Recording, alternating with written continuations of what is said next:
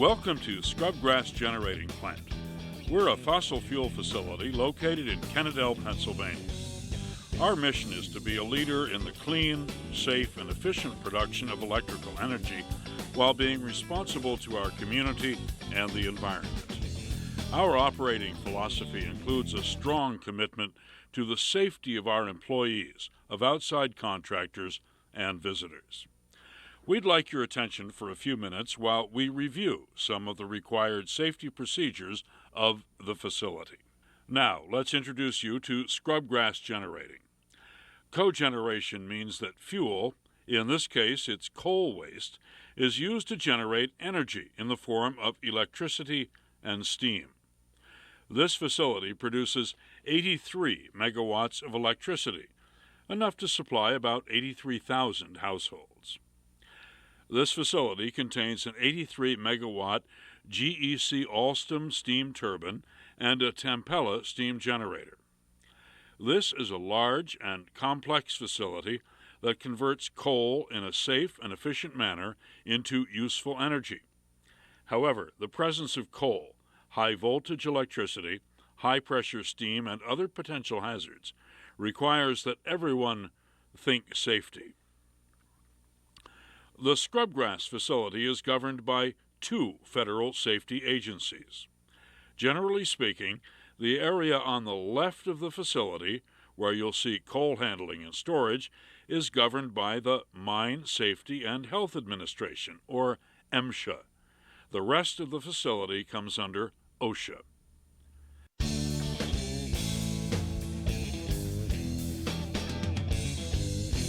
Let's now take a tour of the MSHA area, paying particular attention to safety issues, location of safety equipment, and signs.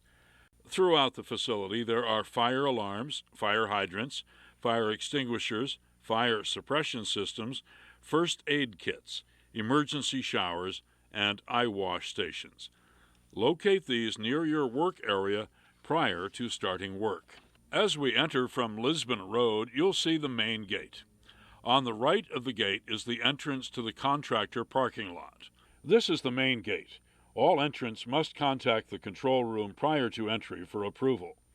All workers and visitors must sign in at the main entrance to the administration offices. Seat belts must be used at all times.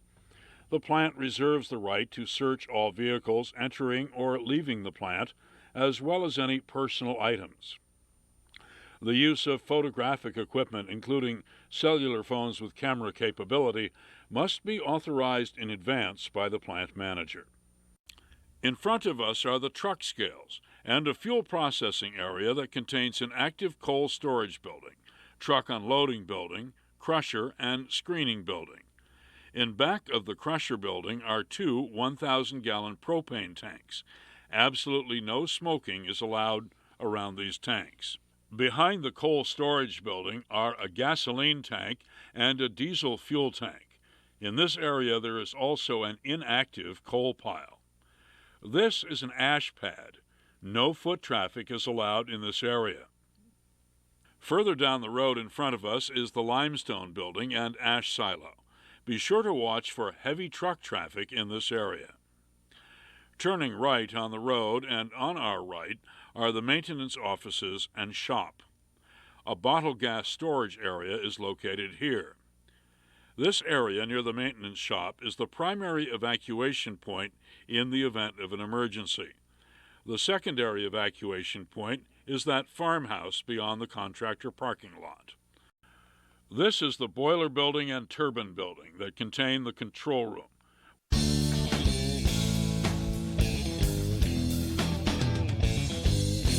This is the control room. It serves as the plant's emergency operations center and is staffed 24 hours a day. Entry into the control room is prohibited except when required in the course of conducting approved business, work, or in the case of an emergency. When your presence is required in the control room, stand well clear of all panels. It's positively forbidden to touch control room equipment, including acceptance and silencing of alarms. MSDS's and environmental, health, and safety procedures are available for your review in the control room. Only personnel authorized by the control room operator can operate plant equipment. Operations personnel will be made available to secure and operate equipment for you. The control room operator has full responsibility for all work occurring in this facility.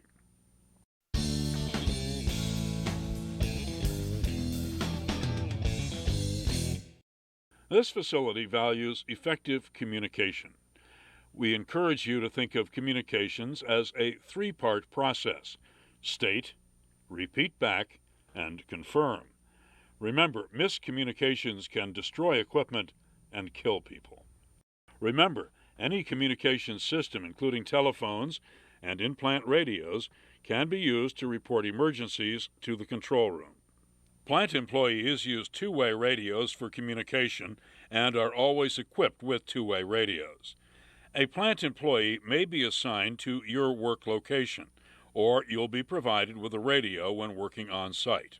Channel 1 on the radio has been designated as the main channel to be used.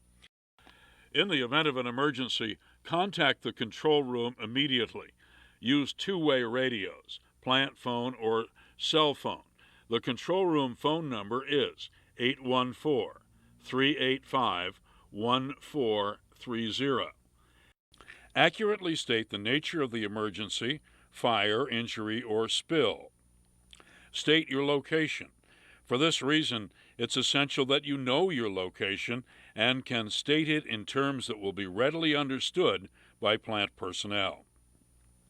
Take appropriate emergency actions if you are trained to do so, and only if it does not endanger your life or health.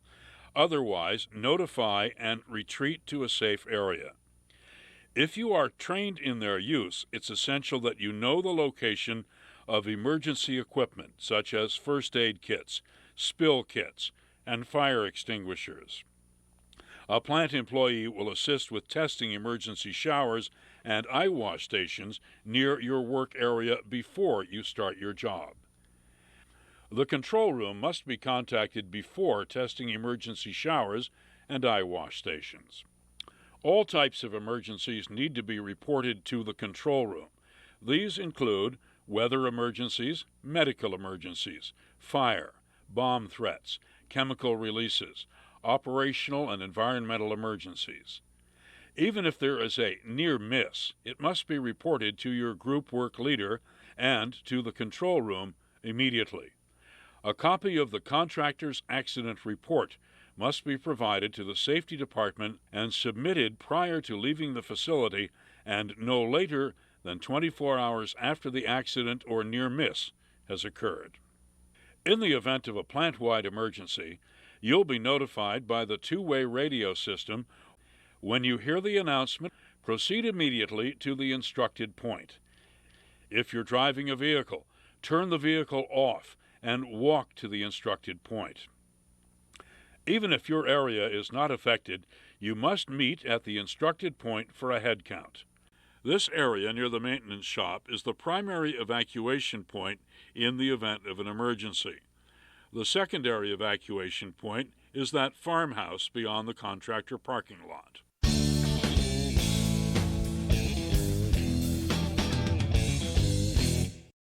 Contractors are required to provide their employees with the applicable training identified in all federal and state regulations that apply to the activities their personnel will perform while on site here at the plant.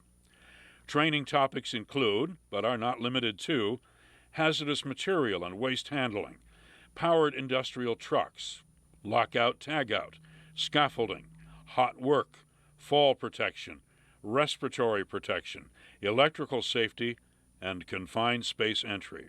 Before you personally begin work, you'll be required to sign an acknowledgement form stating that you have reviewed this video and understand plant safety, environmental, and security policies. This acknowledgement is good for the calendar year you received the training in. You'll be issued a sticker for your hard hat.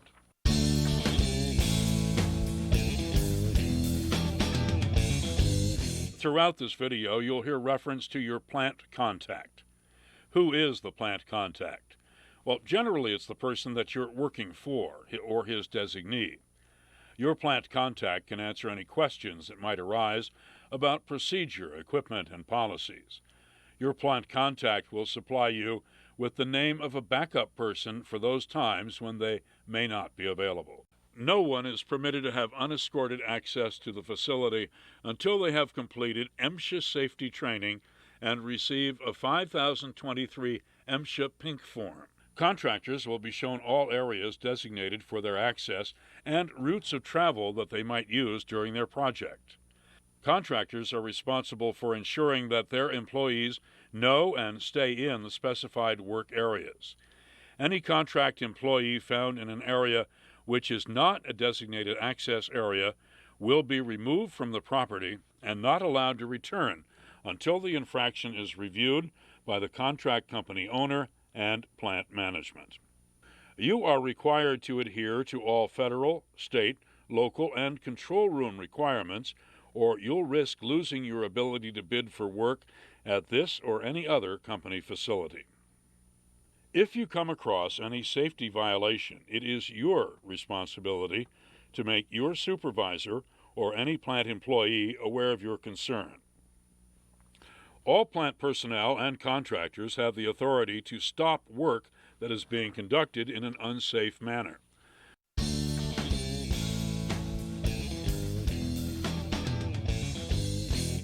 The plant safety regulations are based on industry standards and safe work practices and are strictly enforced.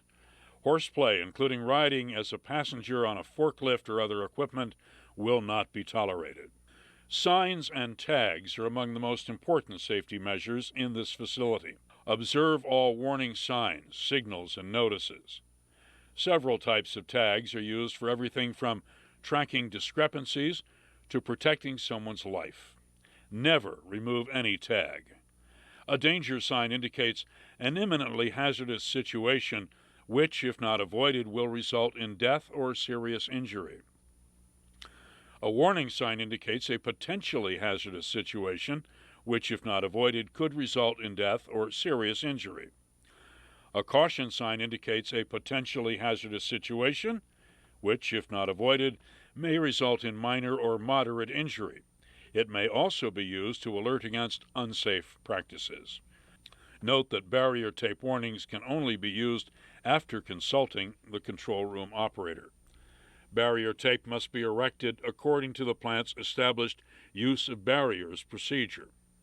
All tape hung in this facility will have a tag hung on each side.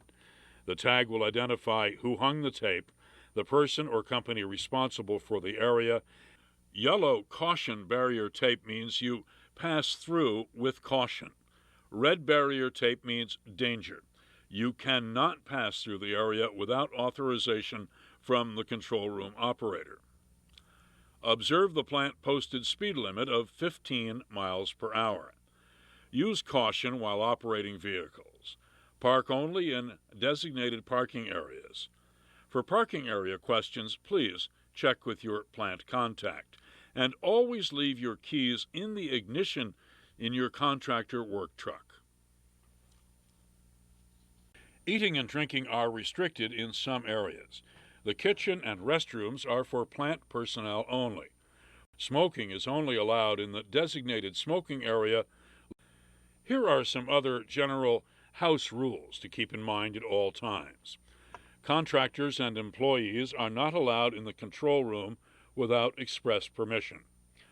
Facility doors are not to be left open. Jamming or propping doors open is not allowed. Fire extinguishers are to be used only for fighting fires. Report any use of a fire extinguisher to your plant contact.